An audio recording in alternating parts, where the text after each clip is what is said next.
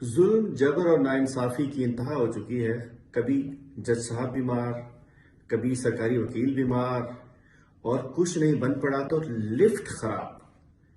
ہم سمجھتے ہیں کہ اس سے زیادہ ظلم زیادتی نہیں ہو سکتی کہ ایک تو یہ 3 سال کی جو بے شک غلط کیس ہے، غلط سزا ہے، جیسی بھی ہے، صحیح ہے غلط جو بھی ہے، 3 سال کی سزا فرسٹ ڈے سسپینڈ ہوتی ہے قانون میں۔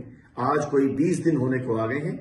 ایک ہمارے قوم کے عظیم لیڈر کو، عمران خان جس نے قوم کی جنگ لڑی ہے، اس کو 804 بیرک میں ڈالا ہوا ہے۔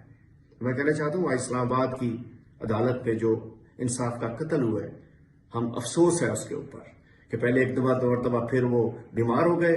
پہلے ماشاءاللہ بڑے صاحب بیمار ہوئے تھے، اب چھوٹے صاحب بیمار ہو گئے، اور اس کے بعد اس کیس کو جو لطیف کھوسہ صاحب جو بڑے اچھے انداز میں خان صاحب کے ساتھ کھڑے ہیں، گزشتہ روز ملے بھی، جب انہوں نے حق گوئی کی، کیس کے پرتیں کھلنے لگی، تو ان کو ایک سازش کے تحت، جب تک واضح نہ ہو جائے میں اس کو سازش کہوں گا، ان کو پنجوتا صاحب کو، علی اعجاز صاحب کو اور دیگر 14-15 لوگوں کو لفٹ میں بند کر دیا گیا۔ اگر 10-15 منٹ بند رہتے تو شاید اللہ نہ کرے آج وہ ہمارے بیچ میں نہ ہوتے۔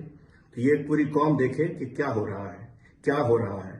انصاف کی راہ میں رکاوٹیں ڈالی جا رہی ہیں، اور اس کے لیے کبھی کوئی بیمار ہو رہا ہے، کبھی کسی کو لفٹ میں بند کیا جا رہا ہے۔ لیکن انشاءاللہ ظلم کی سیارات ختم ہوگی، ختم ہو کر رہے گی، انصاف ملے گا، اور انشاءاللہ قیدی نمبر 804 اپنی بیرک سے نکل کر زمان پارک میں آئے گا، بنی گالا جائے گا، اور اس کے بعد وزیر اعظم ہاؤس جائے گا انشاءاللہ۔